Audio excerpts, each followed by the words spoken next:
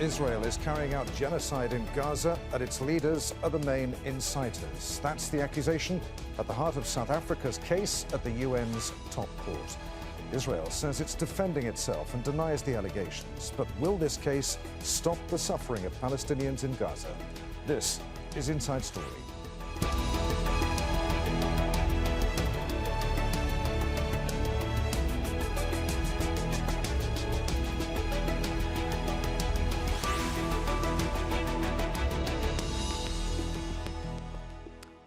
Hello, welcome to the programme. I'm Adrian Finnegan. The eyes of the world are on Israel as it stands accused of genocide in the International Court of Justice at The Hague. It's being forced to answer for its actions in Gaza. Israeli forces have killed more than 23,000 Palestinians. Most of the population has been forced from their homes, and a blockade is depriving them of basic necessities like food and water. The case was launched by South Africa, and it's calling on the court to issue a provisional order for Israel to halt its military campaign. But did they make a convincing case? And will a decision by the ICJ make any difference? We'll get to our guest in just a moment, but first a report from Fintan Monaghan. Israel stands accused of genocide before the world's highest court.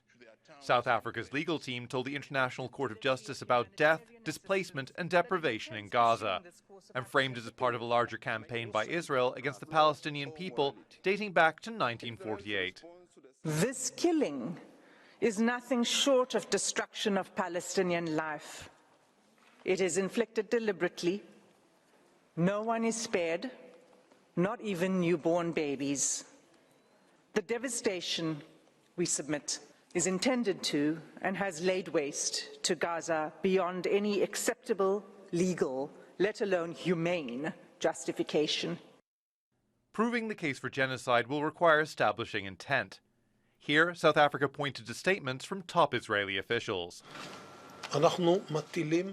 We are imposing a complete siege on Gaza. There will be no electricity, no food, no water, no fuel. Everything will be closed.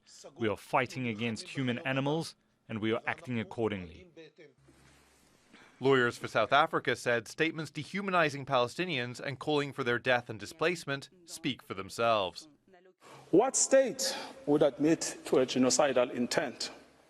Yet, the distinctive feature of this case has not been the silence as such, but the reiteration and repetition of genocidal speech throughout every sphere of state in Israel.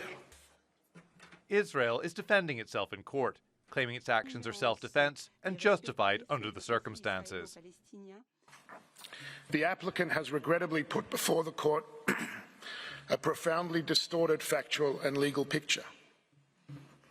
The entirety of its case hinges on a deliberately curated, decontextualized, and manipulative description of the reality of current hostilities. Israeli Prime Minister Benjamin Netanyahu has already condemned the proceedings. We fight terrorists and we fight lies. Today we again saw an upside-down world. The state of Israel is accused of genocide, while it's fighting genocide. A decision by the ICJ is expected to take years, but the people of Gaza can't wait that long. In the meantime, South Africa has asked the court for a provisional order for Israel to stop its military campaign. This could happen within weeks. Decisions of the UN's top court are binding, but it has no mechanism to enforce them. For now, Israel is being forced to answer for its actions in front of the world. And regardless of any decision by the court, the proceeding is likely to have an impact in the court of public opinion. Fintan Monaghan, Al Jazeera for Inside Story.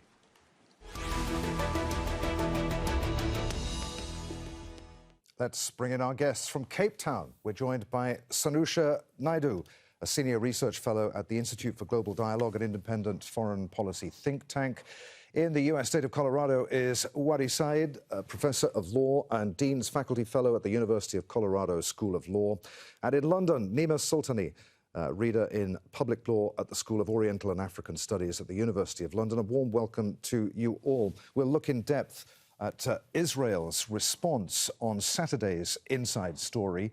In the meantime, Nima, were South Africa's arguments enough to persuade the court to issue a provisional order for Israel to stop its war on Gaza?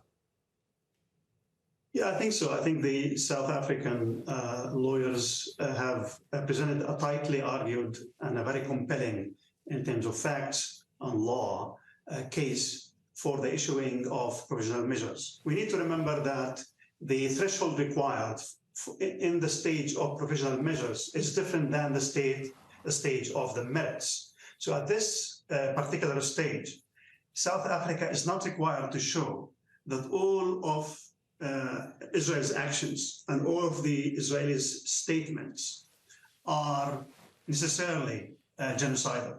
All they need to show is that these actions and these statements are capable of falling within the Genocide Convention, that there is a plausible interpretation that these are genocidal, and therefore there is a risk of genocide.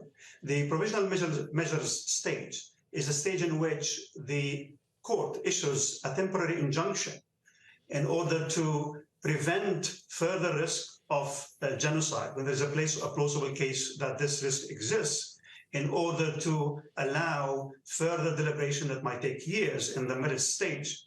But you can't wait for the full determination that might take years for the genocidal, possibly genocidal campaign to continue. So I think the South African delegation pointed to two main elements. On the one hand, that Israel's conduct shows, the pattern of conduct shows genocidal intent, as well as explicit statements by different levels of Israeli policymakers, army generals, and even soldiers that show, again, genocidal intent. And the combination of these two factors, as well as the fact that they showed that there's an urgency in terms of issuing these provisional measures, and that the lack of issuing provisional measures will lead to grave and appalling consequences. So if we look at the lower threshold required in the provisional measures stage, if we look at the previous case law by the International Court of Justice, such as the cases of the Gambia versus Myanmar in particular, it is highly likely that the court will issue some provisional measures as requested by South Africa. All right, let's bring in Wadi then. Given the time it takes for the ICJ to reach a verdict, is pursuing the legal route, as South Africa has done, actually worthwhile? I certainly think so, because if you think about the desperation of the situation on the ground and what the people of Gaza are going through, any and all means are,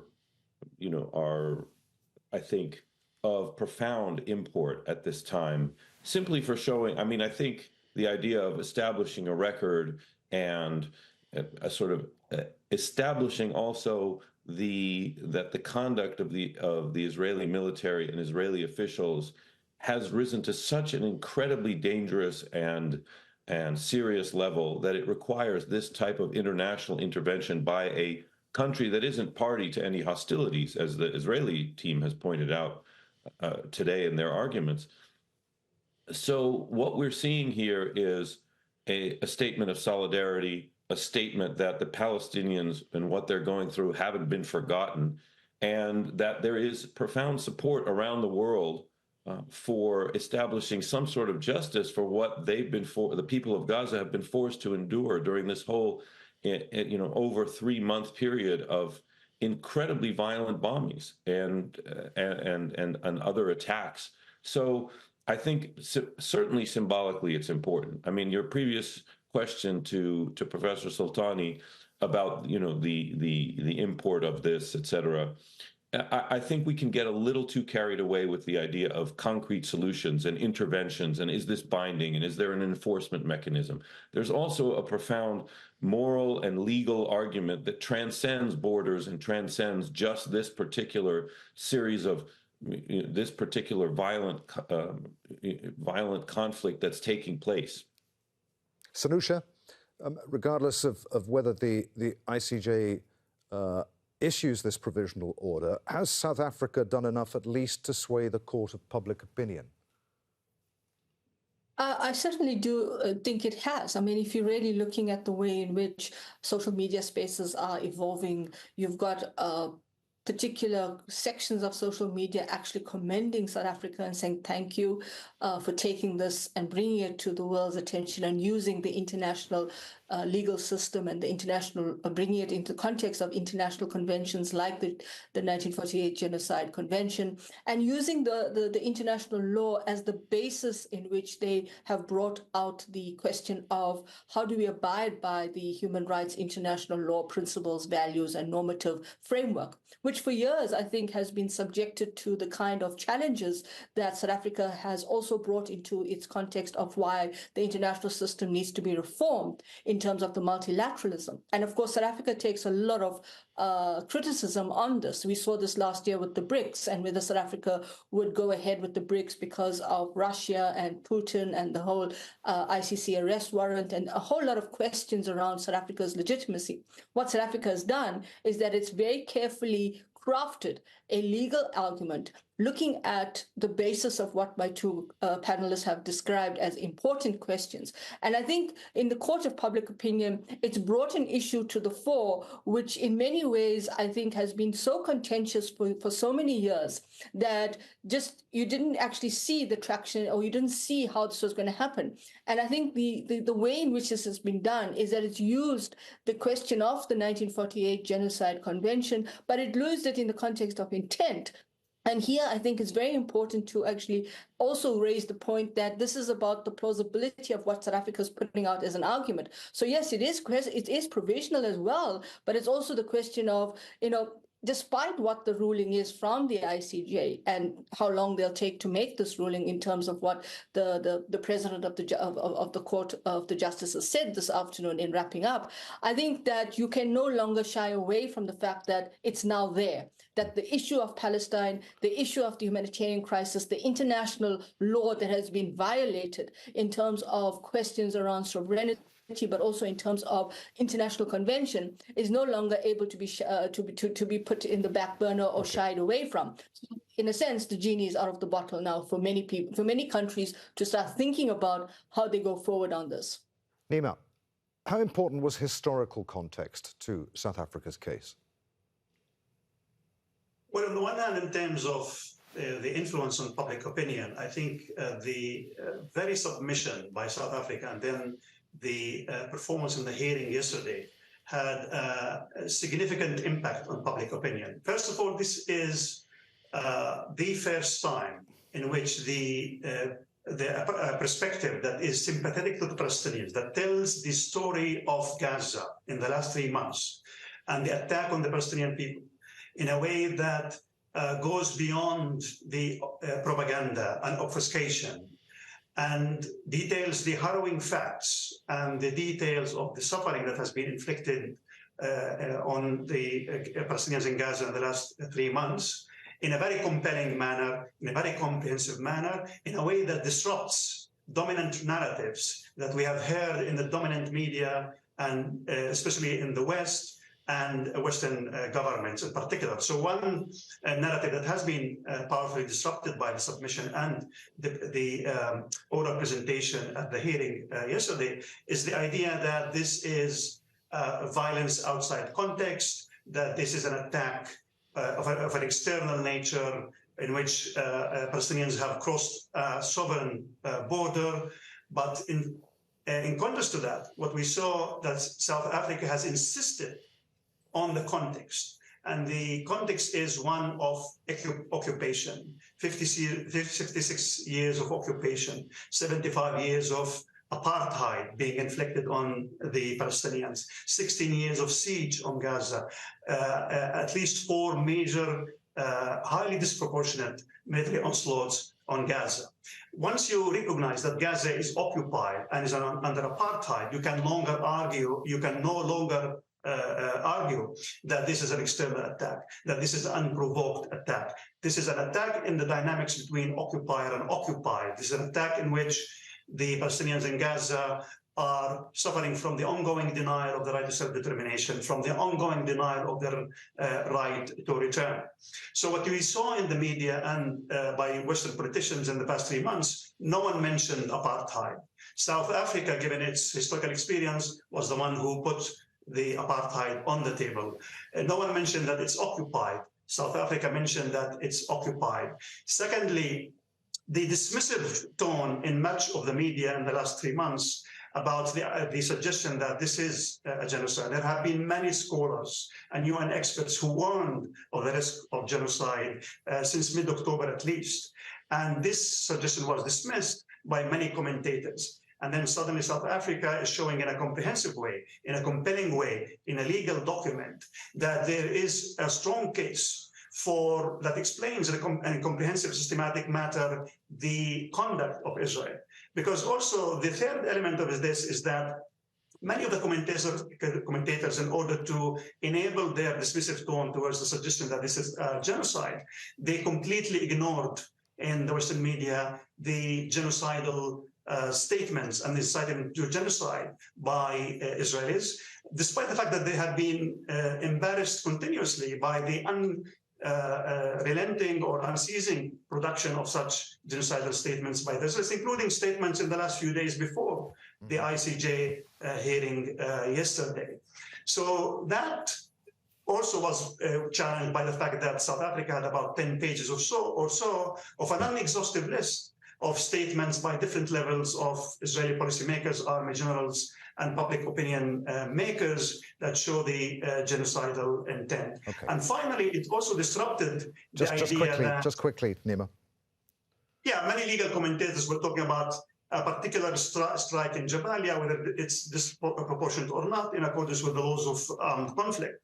Instead, South Africa showed no, there's actually a forest here, not only trees, and there's a comprehensive story to be told, and it's a question of genocide. Wadi, let's suppose for a moment that the court does issue a provisional order against Israel. How do you think that order would differ from the one that the court issued to Russia? Would it be more carefully worded, constructed? Of course, Russia ignored the order that the court issued against it, exposing the limits of the court's powers. Again, I think that the focus on, I mean, if we go and we look at the fact that the Palestinians have been denied the opportunity in much of the Western media and much of the coverage of this issue, and that, you know, that sort of denial of an access to the narrative, or denial of that narrative as it is among Western countries, the United States, etc., to even hear the Palestinian narrative, to even recognize the wider context, as opposed to just focusing on individual incidents. I think we have to return to the symbolic nature, as mentioned by both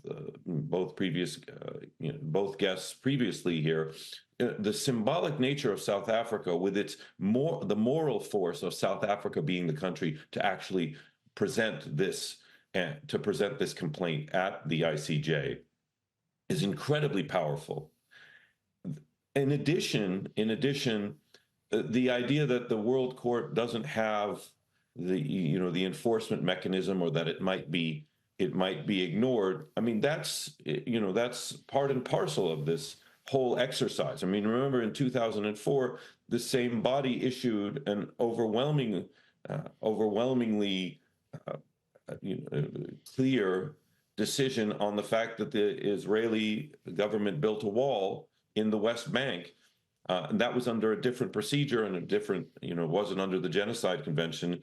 It was an advisory opinion, but that opinion was largely ignored, even up to the point of the fact where the Israeli appointed judge to this proceeding, who at that time was the president of the Israeli Supreme Court, Aharon Barak, basically wrote an opinion saying, well, we interpret international law differently in response to the wall case, and we find that the wall is legal.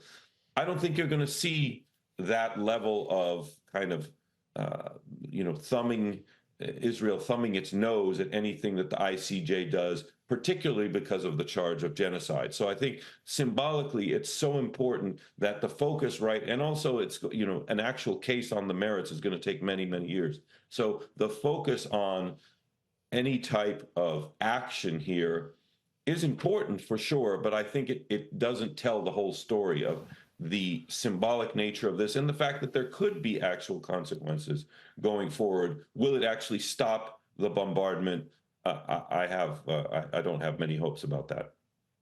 Sanusha, please come back on anything that you heard Wadi and Nima saying there. But I want to ask you about how this is being played in South Africa itself, what people there are making of what their country is doing at the ICJ. Okay, so I think on how this is actually having an impact on the domestic public opinion is really very interesting, because you are seeing on social media, yes, there are those social media activists and commentators who are trying to discredit South Africa, to say that, oh, South Africa is taking this case to the ICJ, but really domestically they have failed the South African public in terms of the lack of providing a better domestic environment. The politics have been caught up in its own challenges of social justice struggles, and yet you're going to the International Court of Justice and demanding for this kind of accountability and to stop what they see in terms of the application. So there's a bit of that kind of pushback and backlash by those who feel, and especially within the broader social media space, that they vent their anger, that this is basically an application that's being done where there's a level of morality and legitimacy, and that South Africa's shining the light on something very important. And as my two colleagues have said, bringing it in the context of the legitimacy and the moral and the ethical context of it. But domestically, they feel that there are those that feel that South Africa, the government, in particular the ANC government, is not doing the same.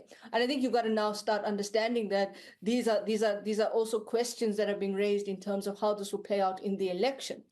I think from what I could gather, there's a sense of pride right now in South Africa amongst different quarters of the South African public to say that we always have the sense that South Africa would not do a good job at the ICJ, that the arguments may be a bit more scattered and fragmented, but the way the arguments were presented, the way it was carefully crafted, and the kind of application that was put forward, and of course the legal team making their statements yesterday in terms of the application itself. I think on social media as well, and of course in different domestic media spaces, you're beginning to see a sense of pride that we never saw before. Okay. You know, South Africa's domestic politics have been really caught up in different challenges. And this gives it that pride. If I just may, for a minute, very quickly, because time is against us. Yeah. Just to say that I think it's a very interesting point that was raised about the moral authority of South Africa, because for years South Africa has also been challenged about what's its moral authority and its voice and agency in international relations, constantly going back to the Nelson Mandela years and saying we've lost that authority. And I think this is important. That we see it there. And the last point to make here is, I think what South Africa's case has also done is that persecution doesn't happen in particular contexts. And I think it's challenging also the international institutions and the way they operate. And even if the ICJ does not have the mandate to, whatever decision it makes, to carry it out, I think it's also raising how international institutions are also facing their own kind of ambiguity in terms of implementing their decisions. Nima, how do you think South Africa played its case, the argument that it made? I know, because I saw you, your do we call them tweets anymore on X? Your X is on X. You were particularly impressed with the arguments put forward by the Irish lawyer Blin Nigrole, representing South Africa, weren't you?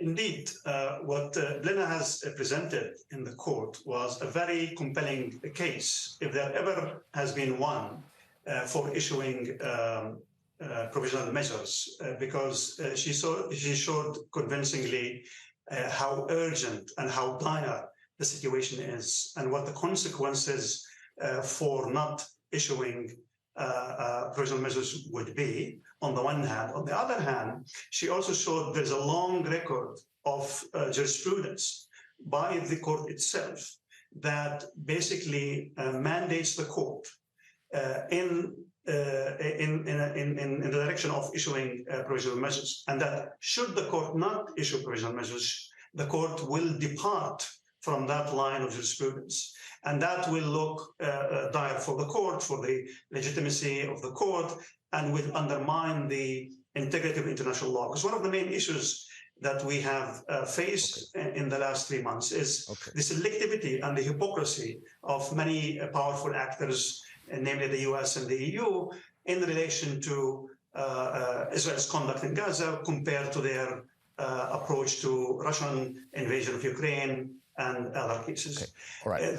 One other element to say quickly. Very quickly, because I'm running out of time here.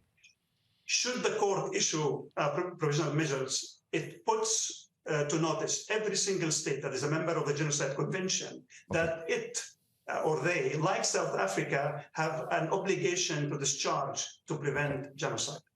Wadi, how much of this is theatre? Holding Israel to account in front of the world for its actions in Gaza, will that in itself have an effect on global opinion, regardless of what the ICJ decides in this case? For South Africa, is it already a case of mission accomplished? To a large degree, yes, because I think what we've seen, especially I'm speaking from the United States, and what have we seen? We've seen spokespeople for the government, we've seen the Secretary of State come out and say, this is meritless. We think this is unhelpful. This is a baseless case.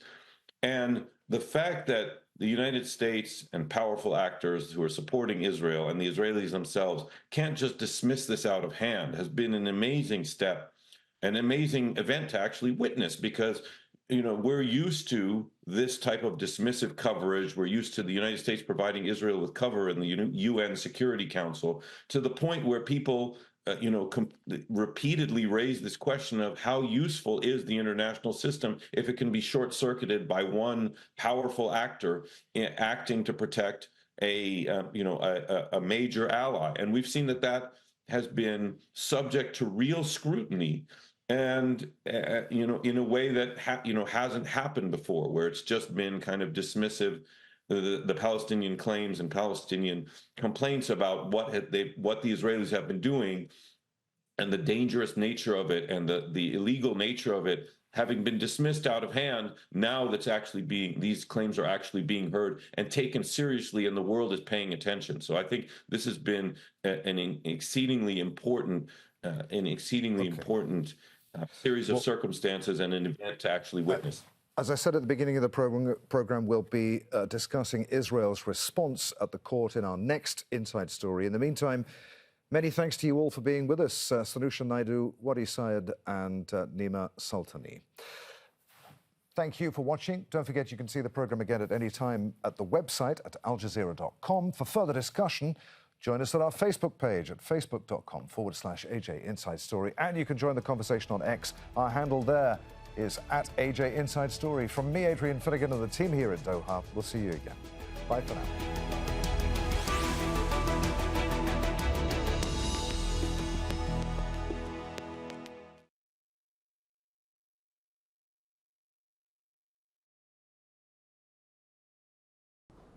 Make sure to subscribe to our channel to get the latest news from Al Jazeera.